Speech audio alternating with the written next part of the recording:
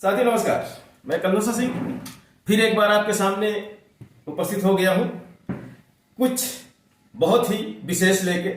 जिम्मेदार अधिकारी जो एनआरएचएम के बैठे हुए हैं, आखिर वो कर क्या रहे हैं, ये कुछ मेरे समझ के परे जा रहा है। इसीलिए आज मैं फिर से वो परे क्या जा रहा है हम आपको बहुत जल्द बताने वाले हैं।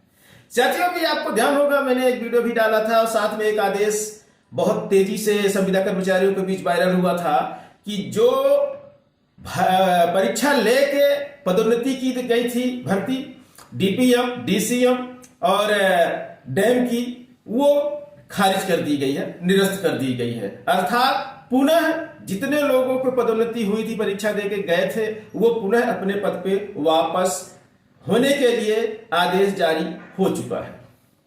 लेकिन साथियों, इससे पहले हम आपको कुछ और बताना चाहेंगे। वहां के अधिकारी जो है, डायरेक्टर महोदय या एमडी या अन्य जो भी इन सब चीजों में इन्वॉल्व हैं, आखिर जितनी तेजी से इस भर्ती के आदेश चेंज हो रहे हैं, इसमें कहीं ना कहीं कुछ ना कुछ तो गड़बड़ घोटाला दिख रहा है। साथियों, बहुत सारे कर्मचारी आपके निष्कासित अभी भी बाहर बैठे हुए हैं, जिसमें बीमा के अकाउंटेंट हैं, डिस्ट्रिक्ट स्तर के कुछ कर्मचारी हैं, उनका पद मुझे अभी ध्यान नहीं आ रहा है। जो निष्कासित है बेचारे, उनको तो खुद ही याद होगा।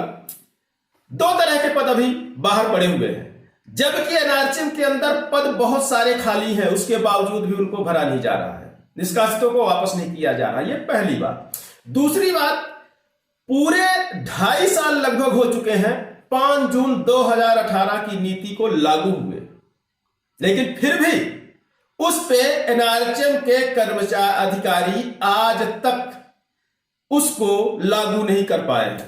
आखिर उसमें क्या ऐसा रखा है? और अब फिर लौटते हैं हम डीपीएम की भर्ती पर, डैम की भर्ती पर, डीसीएम की भर्ती पर। आखिर इसमें ऐसा क्या रखा हुआ है कि एक दिन भी नहीं गुजरता और आदेश चेंज हो जाता है? इतना ही नहीं, इसके पहले का जो लेटर जारी हुआ था, उसमें क्या लिखा गया था? फिर दूसरा लेटर जब जारी हुआ इनका पद समाप्ति का, तो उसमें क्या लिखा गया? फिर उसमें संशोधन भी कर दिया गया। एनआरएचएम के जिम्मेदार अधिकारी जो भी हैं इन सब के पीछे, आखिर उनको ऐसा कौन सा विशेष रिश्ता इनके साथ है? बाकी सारे एनआरएचएम के कर्मचारी इनके दुश्मन नजर आते हैं कि ना तो ये 5 जून 2018 की नीति 2.5 साल के बाद लागू कर पा रहे हैं, और ना ही 6 साल पहले निष्कासित कर्मचारी जो बेचारे 2 बचे हुए हैं तो उनको अंदर ले आ पा रहे हैं। आखिर कौन सी मंशा चल रही है इनके दिमाग में? साथियों, आइए हम लेटर पे आपको बताते हैं कि लेटरों में इनने क्या लिखा और क्या से क्या हो गया। बैठे बैठे वही एनआरएचएम के अंदर अधिकारी आखिर पूरी तरह इस भर्ती प्रक्रिया को पूरी तरह से दबाने की कोशिश कर रहे हैं कि किसी तरह ये दब जाए, खत्म हो जाए, और इनके जो गलत तरीके के मंशा है या विचार रहे हैं, या हो सकता है कुछ लाभ मिला हो या लाभ देने का वादा किया गया हो, प्रमाणित तौर पे तो हम नहीं कह सकते, लेकिन जो स्थिति बन रही है, जिस तरह से आदेश में परिवर्तन हो रहे हैं, जिस तरह आदेश को तोड़ मरोड़ के पेश किया जा रहा है, तो कहीं ना कहीं घोटाला तो दिख रहा है। बहुत बड़ा घोटाला होने वाला है, हो चुका है, होने वाला भी है आगे, ये हम आपको बता दें।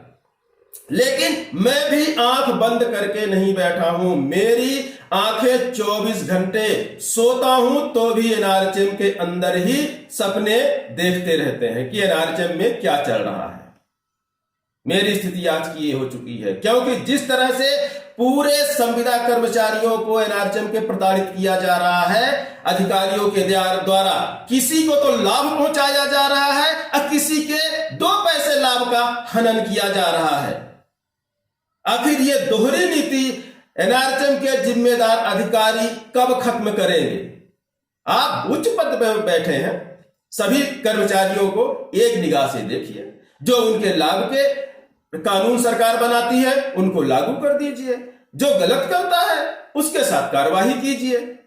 लेकिन नहीं, चलिए हम आपको बता रहे हैं 5 जून 2018 की नीति को लागू करने के लिए इनके पास समय नहीं है, और निष्कासित पड़े बेचारे जो बाहर पड़े हैं उनको समायोजित करने के लिए, पुनर्नियोजित करने के लिए इनके पास कोई कानून नहीं है। लेकिन डीपीएम और डीसीएम और डैम की जो भर्तियां हुई हैं उसको बचाने के लिए इनके पास बहुत समय है। एक दिन नहीं गुजरता और आदेश चेंज हो जाता है। आदेशों में कैसे परिवर्तन किया जाता है हम आपको दिखा रहे हैं बहुत जल्दी। ये देखिए, हम लेटर हमारे पास सारे ये आ चुके हैं। और एक चीज और बता दें श्रीमान जी, आप सबको बता दें, ये लोकायुक्त जांच का फॉर्म मेरे पास आ चुका है। यदि जिम्मेदार अधिकारी इस प्रक्रिया को तत्काल नहीं रोका, अपने इस कारनामे को, इस नौटंकी ही चल रही है इसमें भर्ती प्रक्रिया में पूरी, इस नौटंकी को जल्दी ही नहीं रोका तो मैं लोकायुक्त में पूरा प्रकरण उठा के दे दूंगा। ये मेरी जवाबदारी उसके बाद नहीं होगी कि वहां से क्या होगा, और जो मैं एफिडेविट दूंगा लोकायुक्त को मैं वापस फिर नहीं लेने वाला। वो तो फाइनल कार्रवाई होती रहेगी, जो भी होगी लोकायुक्त जो भी करेंगे वो उनकी जवाबदारी होगी, वो उनके अपने उत्तरदायित्व होंगे। लेकिन जल्दी से जल्दी यदि ये प्रक्रिया, भ्रष्ट तरीके से जो प्रक्रिया अपनाई जा रही है एनआरएचएम के जिम्मेदार अधिकारियों के द्वारा, इसको यदि रोका नहीं गया तो मैं मजबूर हो जाऊंगा लोकायुक्त में जांचने के लिए। अब पूरे दस्तावेज मेरे पास रखे हैं, सब कुछ लगा के, एफिडेविट लगा के मैं हैंड ओवर कर दूंगा एफआईआर के लिए लोकायुक्त के द्वारा। तो साथियों, इसमें क्या है वो हम आपको बता रहे हैं। इनने जब पहली बार आपत्ति ली गई मेरे द्वारा, मेरे नाम से एक कोर्ट केस भी चल रहा है इसी पर, और आपत्ति जब ली गई, कई और साथियों ने आपत्ति ली इस भर्ती प्रक्रिया पे, सिर्फ मैं अकेला नहीं हूं, मेरे अलावा भी हैं, वो मेरे सहयोगी रहे हैं, उनने मुझे भी लेटर दिया है इन आपत्तियों का। तो इनमें देखिए, हम पहला जब पहला इनके पद का निरस्तीकरण होता है तो ये क्या लिखते हैं, लेटर पेस्ट करेंगे, आप भी पढ़ना। ये पहली बार ये लिखते हैं कि अभ्यर्थियों द्वारा गलत एवं भ्रामक दस्तावेज प्रस्तुत किया जाना प्रतिवेदित किया गया है।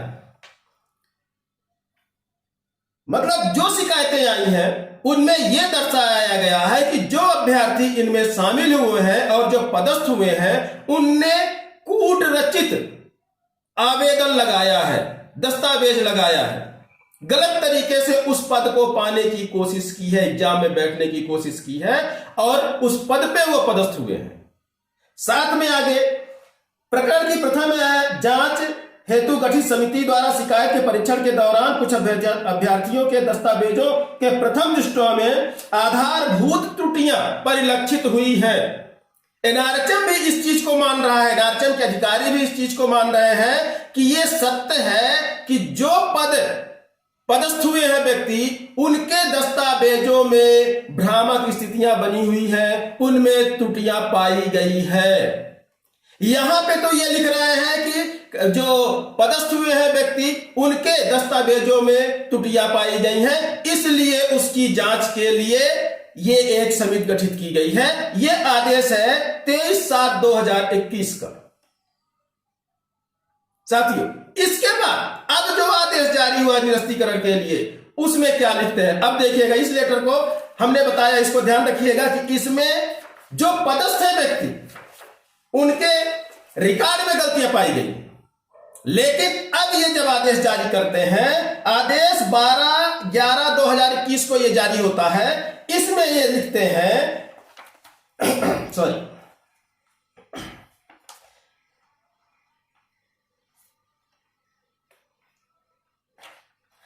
इसमें देखिए, इसमें ये लिख रहे हैं कि परीक्षा संबंधी स्तरों में प्राप्त शिकायतों की जांच हेतु गठित समिति द्वारा शिकायतों का प्रथम दृष्टया में तकनीकी त्रुटि।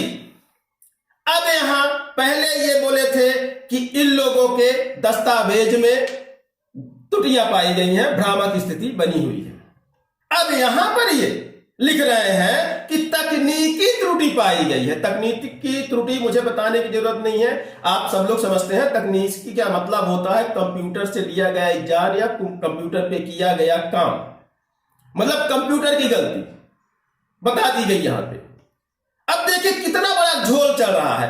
जब शिकायत की गई तो उसमें उनको कहां गलतियां मिली, आवेदक के दस्तावेजों में।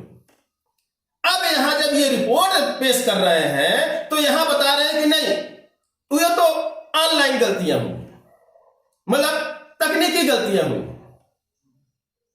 इतना ही नहीं, निरस्त भी कर दिया, आदेश जारी भी कर दिया। उसके बाद आदेश क्या जारी किया जाता है, क्या लिखा जाता है, आखिरी में हम आपको ये पढ़ के सुना रहे हैं कि समस्त मुख्य चिकित्सा एवं स्वास्थ्य अधिकारी मध्य प्रदेश की ओर निर्देशित किया जाता है कि संबंधित संविदा कर्मचारियों के मूल पद पर तत्काल प्रभाव कार्यभार ग्रहण कराया जावे एवं संबंधित संविदा कर्मचारियों को पूर्व पद के अनुसार मासिक वेतन का भुगतान किया जावे। उक्त आदेश की प्रविष्टि संबंधित समस्त कर्मचारियों व्यक्तिगत दस्ती के आदेश संधारित किए जावे।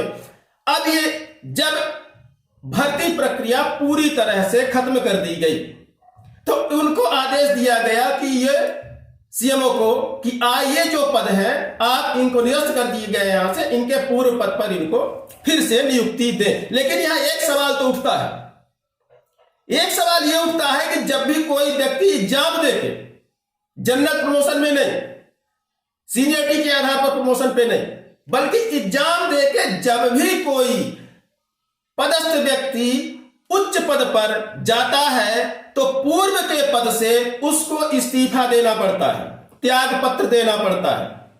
और जब वो त्याग पत्र देगा तो ही अगले पद को वो ग्रहण कर सकता है, क्योंकि एक साथ दो पद पे बने रहने की कहीं भी कोई भी संवैधानिक व्यवस्था नहीं है, आप सब जानते हैं।